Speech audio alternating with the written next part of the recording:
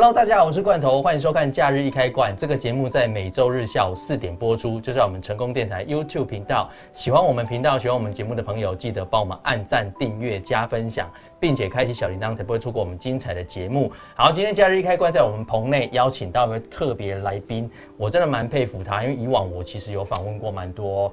纪录片的导演，那我觉得呢。就是会选择纪录片这样的类型来拍的导演哦，这是真的很有毅力，我就佩服他这样的毅力，而且你又是在这个作品当中花了很多的时间哦。我们今天要来介绍的是这一部在12月5号即将上映的这个电影，叫做《大风之岛》的导演徐雅婷。导演你好。大家好，我是《大风之岛》的导演徐雅婷。刚刚开头有讲到，就是说这一部电影啊，是导演耗费很长的时间哦，这总共有20年。20年。20年是一个小孩子到成人的一个日子哎。对啊，很可怕哎。所以你从学生时期就开始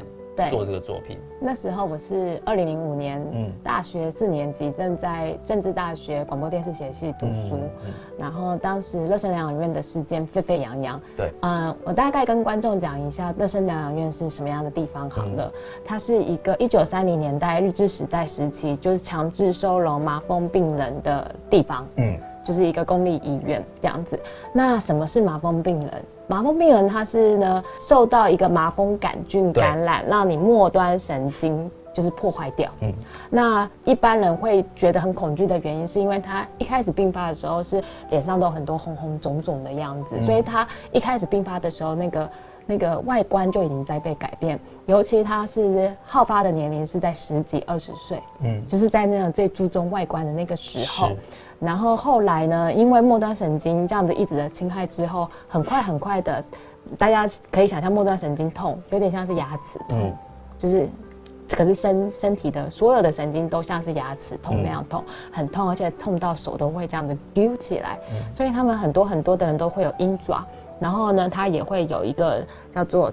兔眼，就眼睛会突突的，然后凹鼻子，所以在这个病程的过程之中，它会对外观有一个改变。在日治时代的时候呢，加上过去对于麻风病就有很长久的污名化，就是说这个病好可怕哦，一个人感染全家感染这种错误的医疗知识。那所以当时就是所有的台湾人还有日本人还有各国的人都是很害怕，所以在殖民时代的时候，不管是日本还是英国还是法国，他们都用强制收容终身隔离的制度来对待这一群因疾病而被感染的患者。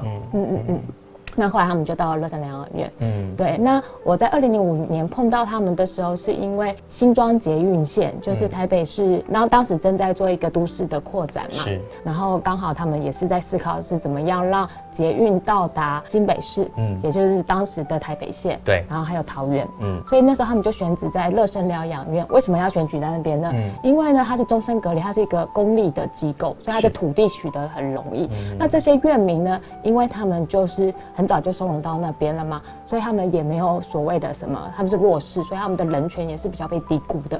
那时候就已经开始迫迁了，就是硬是要把他们的家园就是赶走。那时候很多的学生，一开始是很多医疗的学生跟很多的教授进来到乐生疗养院。其实一开始的时候，他们还没有想象这个政策是什么，他们只是跟很多的医院的阿公阿嬷里面聊天说你最近担心什么？本来以为他们只是说我担心我的腰痛、背痛、手脚不好，没有，他们每一个人都担心怎么办？我要被搬走了，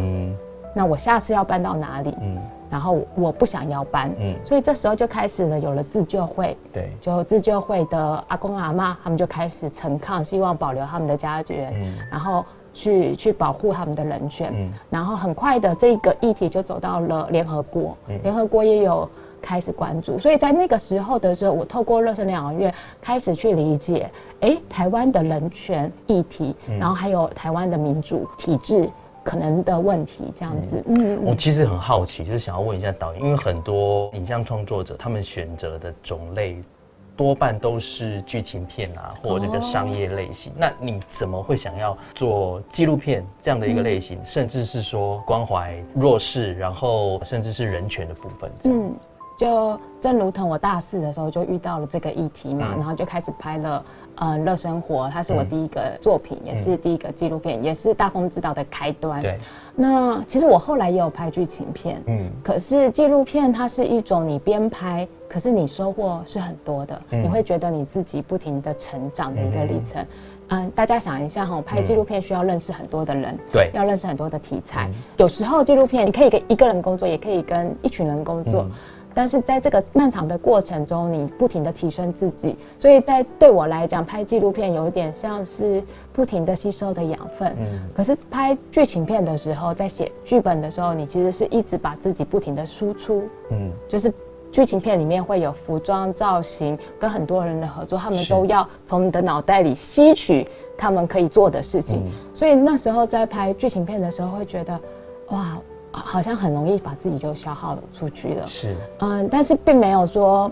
一定是要拍什么，可是在纪录片里面我得到的更多的是一种成就感。而那个成就感不是大家想象的你好像做了什么善事，倒不是的，而是感觉到自己真真实实的跟这个社会发生的连接。你的作品好像真的有可能改变这个世界的某一个角落，某一个议题，某一群人对某一些特定事件的看法。所以我觉得纪录片对我来讲是非常迷人的。你在拍摄这个作品的时候，你有想过会耗时这么久吗？当然一开始是没有想过，是不小心，然后不得不拍这么久。一开始年轻的时候碰到这个议题，一开始认识的人是影片里面的黄文章先生，他是一个肢体障碍比较严重的院民。是，可是他一开始碰到他的时候，我觉得我就被他的生命力，跟他相信家园，跟他自己历史的魅力着迷着，真的是着迷着。然后还有金英阿姨，虽然她是一个很年轻的院民，那时候才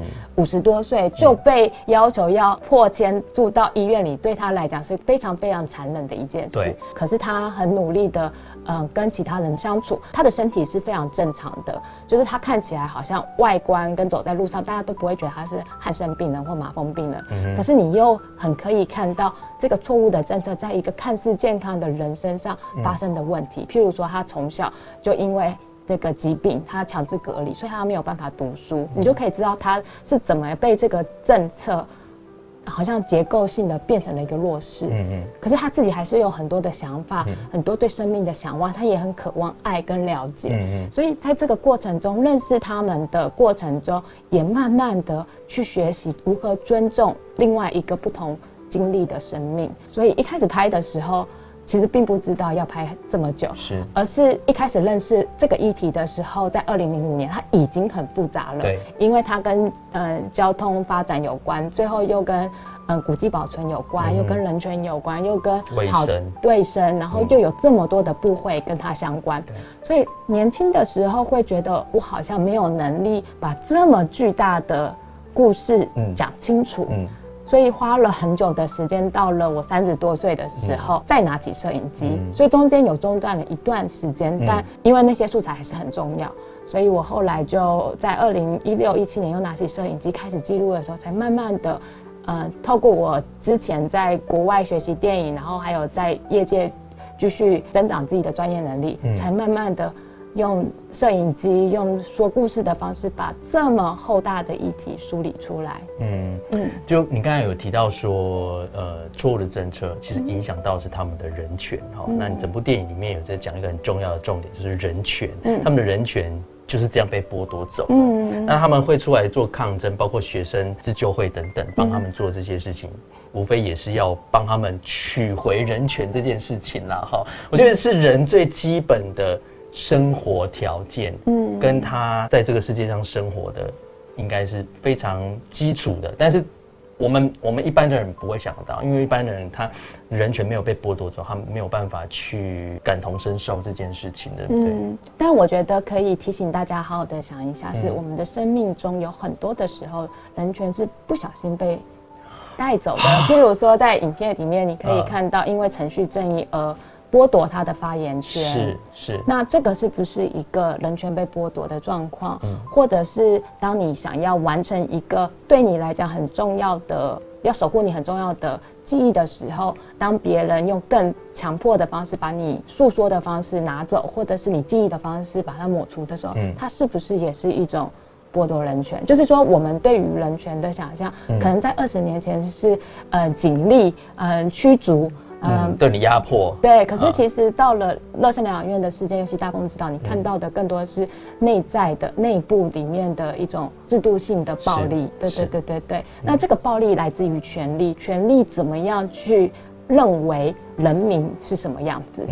这个东西其实每一个人都每一天在我们生命中都一直发生的。我们的主管怎么样带领我们的会议？是。我们缩小来看就是这个样子。对。那我们把它放大来看，在乐生疗养院的居民来讲，因为它有一个历史厚度，它才可以被辨认得出来。对。你刚刚有提到说，其实你后面发现越来越大，这个议题越来越大你好像感觉那时候有点 hold 不住。那你当时候有没有放弃的这样的一个念头？我记得有一次是拍摄阿公过世，不是影片里面的阿公的过世。那时候因为在拍摄的过程中会经历过很多人的告别，是。然后我记得那一次是在2021年的时候拍摄阿伯的告别，然后那时候我拿起摄影机的时候，我有突然被这个影片的重量给吓到。就是说，其实，在梳理政治或梳理他们的生活跟人权的议题的时候，其实对我来讲，只要用功读书、用功的梳理，好好的把它做出来就好。可是，在那一刻，就是在看到阿公阿嬷的告别式的时候，突然发现我要做的事情是要承接他们的生命重量，也就是他们一辈子里面被污名化，对，然后被抹除他们真正的生存的意义。然后那一刻的时候，我真的有一种哇，我有点喘不过气来，因为当时我才可能快40岁，然后我有这个能力去承接这么多阿公阿嬷生命的重量吗？所以那一刻就觉得很沉重。可是也在那一刻，我突然就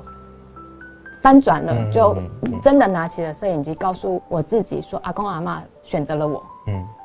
对，因为那时候我好像在那个告别式的时候，我就拿起摄影机，我就闭着眼睛说：“阿伯，如果你希望我好好的把你的故事记录下来，请你让我顺利。”然后我就把脚架一拉起来的时候，刚好摄影机就在棺木的上面，然后所有的人都让我拍摄，就是说，你知道在告别式里面大家会来来回回，任何的人都可能会阻止你，尤其他是在一个外面的这种殡仪馆里面，但都没有人，就大家就静静的让我去记录。然后去聆听，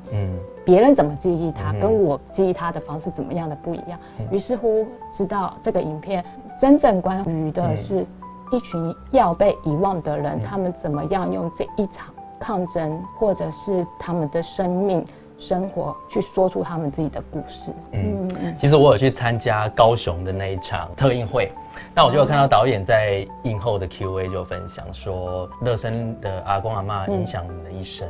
可以跟我们讲一下是怎么样的影响吗？少一点的来讲，是因为那时候做完了就是毕业制作《乐生活》，然后那个影片非常的成功，所以后来我能够出国，能够变成纪录片工作者，变成导演，真的就是因为他们完全的翻转了我的生命。那另外一个，他们完全的变成了我成为公民的启蒙。就是我透过他们真的理解了台湾的民主是什么样貌。我觉得很多在一个正在追求民主的国家都认为民主万能，但是在台湾，在经历过乐生的事件之后，我会觉得民主它虽然不是万能，它也有很大的问题，但是我们还是可以透过我们的信念，好好的让它变成一个更好的国家。在影片里面，阿公阿嬷其实就是那个相信民主跟人权的人。你想哦，一群60-70年被剥夺人权的人，在他们生命的尾端，他们花了20年，每一天不放弃争取自己的权利跟家园的时候，其实是来自于对于民主真正的信念。它不是一种好像得到我们就不用努力，没有，它是每一天每一刻都希望改善这个民主制度的。不然他不用抗争啊。对啊，他不用抗争，他其实不用抗争的。其实我在电影当中看到他们抗争的过程当中，真的是心情百感交集，因为他们年纪这么大了，然后又是患者。然后却要站出来在第一线去维护自己的权益，而且这个权利可能是要由公权力或者是政府来帮他们维护，但是却不是，他们却站在他的对立面。我觉得这一幕会让我感觉有一点冲击啊。对对，而且他们用了各式各样的民主制度的方法，包括了行政法院，真的是完全是好好的用身体。虽然有一部分的阿公阿嬷是没有读书，像金阿姨或者是像蓝阿姨，她是没有读书识字，可是他们却透过了这个运动，比我们更了解这个程序，对对，法律他们更了解。其实我这样有点小暴力，但是我在电影里面看到他们，你刚才讲的那个蓝阿姨啊，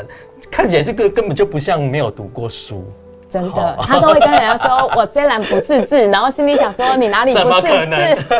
你都可以跟就是官员这样，这些官员都是博士、硕士，你都可以平起平坐讨论政策了。对对对，那种侃侃而谈那种气势根本就不输人。对对对，其实啊，这个小小的讲一下背后的故事好了。蓝阿姨在还没有运动之前，她是一个小公主，在我的心目中，就是她都是煮饭安安静静的，把家里弄得很干净的人。在影片里面有一次很大的破千，她就变成了那个大家的精神领袖。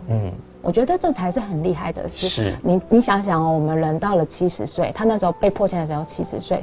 放弃是多么容易，可是他没有放弃，而且不止没有放弃，他让自己转变成一个更新的角色。哇，那个真的是很难的。你想，我们40岁、50岁每天都在那边喊，我不想上班，我要退休。可是，在蓝阿姨身上，真的没有所谓的我要放弃这件事情。对对对，在他的人生生命当中也没有退休这件事。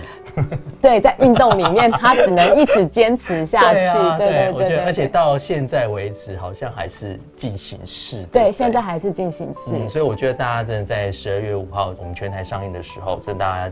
进戏院去看一下啦。然后我们来问一下导演，这个是我们有收集到就是观众的一个问题。哇，你有收集到观众？对，特别的，因为我们在上个礼拜有做这个特映会的赠票活动。然后就有观众有问说，就是想问导演记录过程觉得最困难挫折的面向是什么？我觉得应该最困难跟受挫的部分是，当我在台湾提案乐生疗养院题材的时候，最大的受挫是很多人都知道乐生疗养院，然后很多人都有他自己版本对于这件事情的观点跟解读，是，尤其在艺文界啦，就很多的前辈，因为很多人都做过了更好的，就是当时有做了像陈建仁大师啊、徐柏金导演，很多的知名的导演都做过乐生疗养院的题材，所以我一开始提案的时候，很多人就说你有什么特别的？但当时我听到的并不是对我自己的质疑，因为我已经在那个地方拍摄这么久，我那时候就是很努力的想要就是证明说你们看到的乐生跟深圳我看到乐生不一样，角度上了。对对对，那我花了很多时间去梳理啦，就花了更大的力气去梳理，然后去提案，然后后来我真的学到的一件事情是，其实我必须要让这个题材跳脱它原本的局限，这个局限就是大家认为它是一个社会运动，它是一个政治议题，它是一个台湾独有的故事，是。可是你用那个方式去读的时候，大家永远不会看到我所看到的所谓的什么叫做生命的重量，什么叫做承载他人记忆这样子，全球共通性的一个题材。所以那时候我很快的在台湾得到了一点点的开始的经费之后，我就开始国际提案了。一开始国际提案的时候，当然会有很多的困难，因为我要怎么样让外国人去了解这么复杂的乐生疗养院的题材。台湾人都已经很困难了，而且还问你说你的观点是什么，那外国人会问你什么呢？所以我基本上是每天就是写那个就是提案的脚本啊，然后一直写，不停的梳理，去把我想要讲的事情更用精准的话语去说出来。所以那时候就开始做了国际合资，然后跟日本剪接师工作，然后后来去柏林提案，然后再坎城提案，得到了提案大奖。那并不是因为我的英文很好，大家都想说哇，坎城提案英文一定要很好。而且你说你有出国，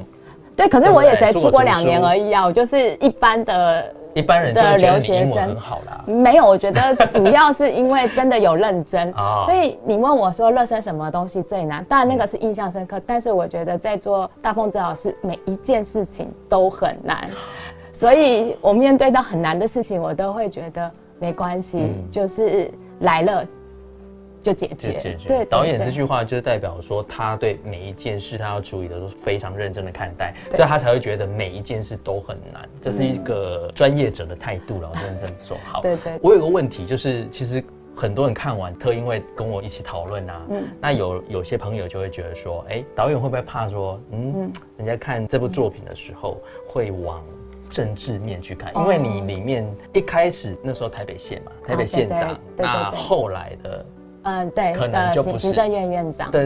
那就有不同的政党的一个。对，我觉得很有趣，就是应该是这样讲，我并没有特殊的对于政党的意图，因为热身疗养院的议题就是20年，其实它是跨一个就是我们的政党转移的。政党轮替好几次，对，已经有好几次了，就是又过去又回来又过去，所以也没有所以你也没有针对哪一个就对了。没有办法针对，因为它就是一个一开始在1994年就是错误选址的一个错误嘛，就是政策错误。那到后面的时候，它其实最难解的是，因为它是一个共构的，就是体制，它其实问题是体制。而不是政党，也就是说，它并不是某一种意识形态就可以解决的问题。有些事情，有些台湾的共同的议题，它是用政治形态可以去解释的。热身疗养院的议题，它是一个实际去解决的事情，它不是意识形态。所以在这个真正要解决的事情，真的问题回答的是制度的问题。对，我觉得这个是制度的问题。那这个制度的问题，其实我们所谓的政务官员或者事务官员，其实都跟这个制度是有直接相关。我会不会讲得太难？我朋友就说，你要访导演，真的去问一下啦，就是问他这个问题啊。但他如果会生气，就不要。没有，我没有生气，因为他就是一个政务官员跟事务官员之间的部分。其实。有些人看会从政治的角度看，对，就怕模糊掉你要的这个重点。但我觉得每一个人都可以用他想好奇的事情来看这件事情。就是说，我觉得我对于政治人物，其实我在处理的时候都相对温柔。有没有发现，我都是用事实跟简介去呼应了他曾经说过的话。其实蛮多的部分都相对的温柔跟就是有一个格局的方式来看这整件事情。其实你算是记录者，那你会不会有心情随着他们的起伏？不会耶，不会，因为而且我们的剪接师是日本人，他当然知道说政党转移这件事，但他对于单一的政治人物并没有太多的情绪的转移。但我自己在看这个事情的时候，我会在想的是。更多的应该会是我们去思考的是，为什么人有了权利之后，他们会用这样的权利，没有办法好好的思考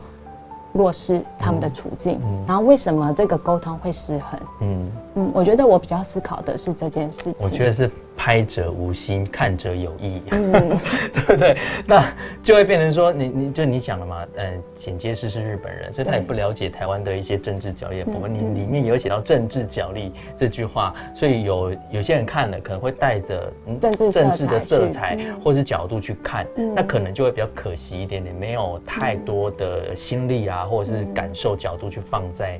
这些阿公阿嬷身上。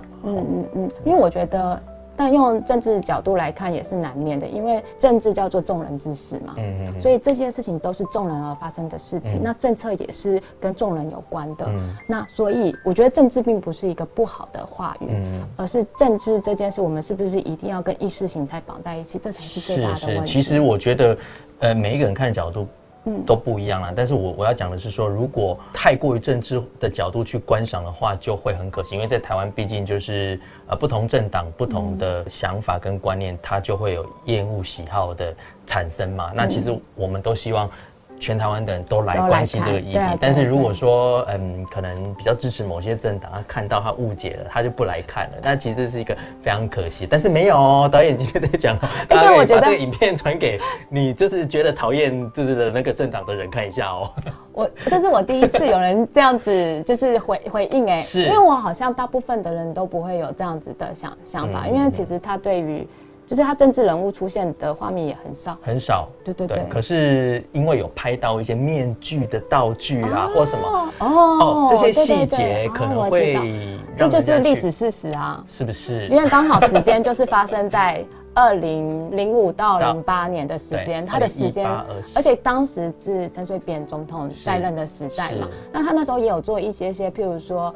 补偿害生怨民嘛，因为在那个争议里面，他必须要做一些的回应。那当时的苏贞昌院长也是行政院长，然后到了2008年，他又是行政院长，对，这就是很有趣的。就是世代就是这样，这叫做历史。对，历史就是会回问你要回答的问题。是，所以我觉得这件事我在看的时候就会觉得，哇，时间跟历史洪流真的好神奇可是它的画面比较多一点，因为就刚刚好，真的是刚刚好，就是这个是我觉得是时代叩问，你以前没有处理的问题，它现在又回来了，对，你又没有高度再去处理这个问题。那你如果没有处理好，那真的就是你自己的事，因为你就是在位者嘛。对对对对。好，因为时间的关系啊，其实还要再跟导演讨论更多，但是呢，摩西干啦，最后摩西干，最后再请导演来帮我们介绍这部电影吧。我是大风之岛的导演徐雅婷。大风之岛是一个横跨20年记录热身怨民阿公阿嬷的生命故事。它其实不只是在关注于政治的社会运动的抗争，它更多的是关于人面对很多的命运跟自身的困境而不妥协长出来的力量。很多人说大风之岛是一个希望跟绝望并存的故事，就是当你在最绝望的时候，你看到的是希望，你看到希望的时候，你也不要忘记了可能很快的就有绝望跟在后面，所以我觉得这才是所有历史里面的事实。但我们要做的是好好的记忆那些伤痛，好好的不要忘记任何人的记忆，尤其是我们台湾曾经共同的这种医疗历史的伤痛，我们必须要记得。然后在记得之后，我们才会更温柔的对待那些因为疾病或者是因为不自愿而得到很多可能被政策牺牲的人的角度，然后更温柔的对待他们。那其实不管是哪个政党，这个事件就是在他就是必须要有一个妥善完整，不能说100%面面俱到，但是至少要有一个完美的一个 ending， 好不好？所以我觉得。就是大家一起来关心，就是会有一个力量啦。对啊，我们都很希望第一部观众要来看，因为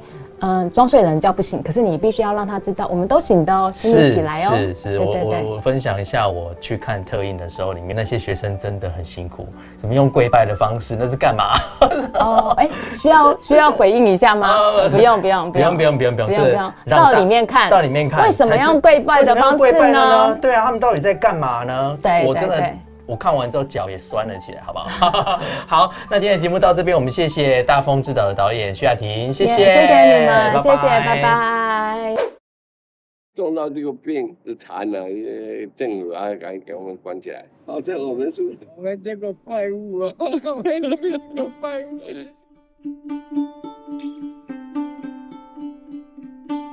较早吼，大家若来拢甲你安慰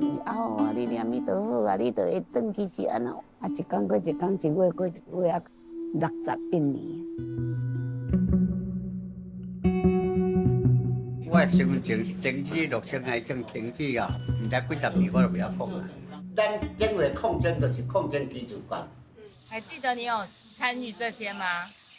忘记了，我有参与吗？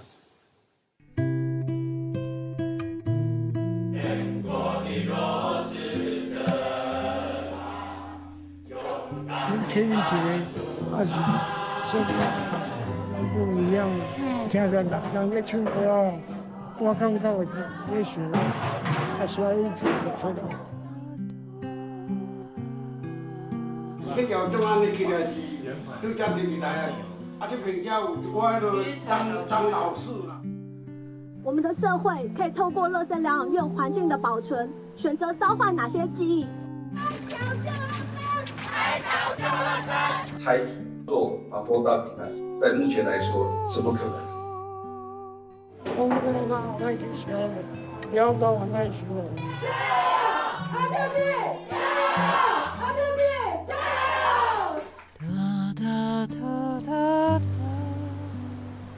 油！乐生好像比其他地方风都大。但是不太冷了，还好了。